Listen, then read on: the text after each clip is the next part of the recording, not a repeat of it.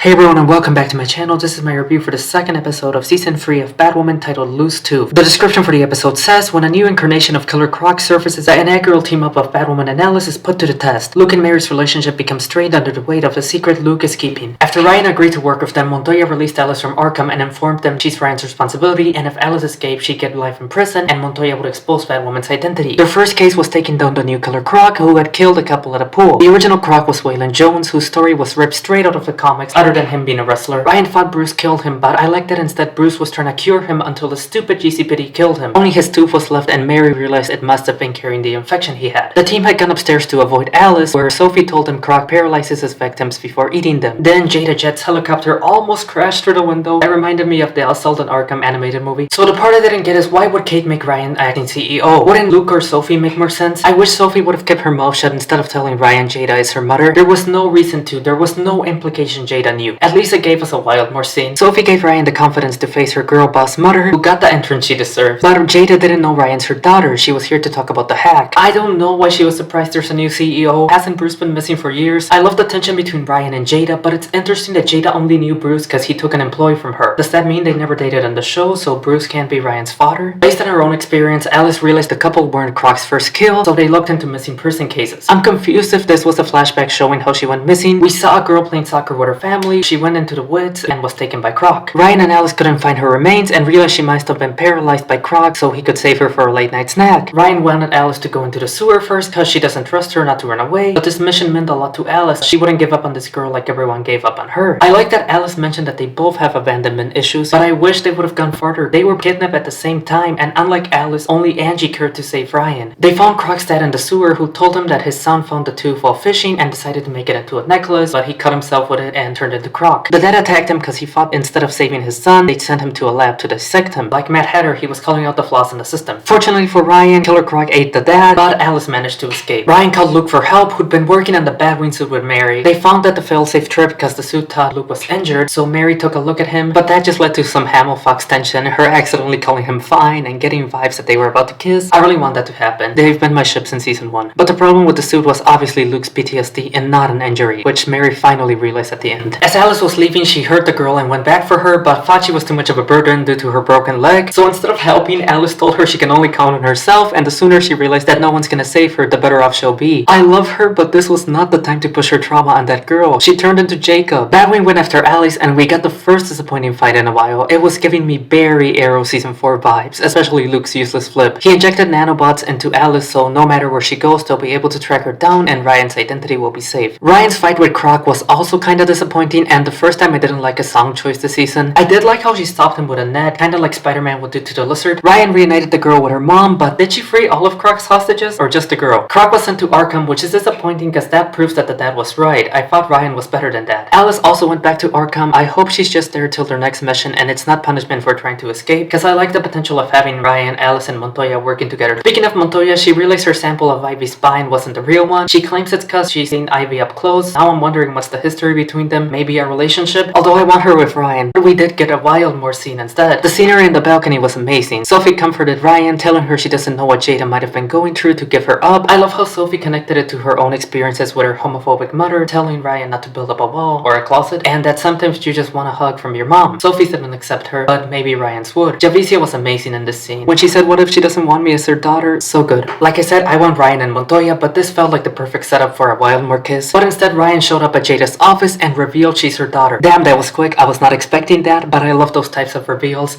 Overall, this episode was a step back from last week's amazing premiere, but it was still a good episode. So far, it seems like this might be the best season yet. The cinematography was great this episode. I'm convinced they have a higher budget. Just look at how amazing Killer Croc looked. Although, while I did like the way it was shot like a horror movie whenever he attacked, I wish we could have seen more of him. They wasted all that time on such amazing makeup. Why not show it off more? The parts that disappointed me were the 2 fight scenes, and my biggest struggle was that I couldn't feel bad for the little girl because I just found her annoying, and she wasn't the best actress, so I was rooting for Croc. But other than that, I enjoyed this episode, and I'm I'm excited to see more of Ryan and Jada. I really like what we got. Finally, last week Ruby Rose revealed why she really loved the show on her Instagram story. I believe everything she said about the executives and the working conditions. She gave proof, and WB's statement and Diggory Scott's exit last season just proves that what she said is true. The part I struggle with is the person who lost her face, cause the one that was paralyzed was all over the news, so why wouldn't this one be too? I didn't like how she brought cameras into it, especially putting him next to an abuser simply from complaining that she was late. I didn't like how she worded what she said about him. It came off racist, and it just made people go after him and Javicia instead of the executives. He was totally right to defend himself, but Bridget Regan should have stayed out of this. I do appreciate that Ruby told her fans not to go after Javicia. At least she's a decent person, unlike the European woman. No matter what WB says, they can invalidate Ruby's experience, but that also doesn't excuse her behavior on set. She was known for being hard to work with before Batwoman, and you can tell her and cameras didn't get along with others of the cast. Just compare the relationship with Ruby and the relationship with the European woman. I just hope this is the final nail in the coffin for the CW to fire Caroline Rice. Well, that's it for this video. If you enjoyed this video, please leave a like and subscribe for similar content. Leave your thoughts on the video or episode in the comments below. Thanks for watching and have a good day. Goodbye.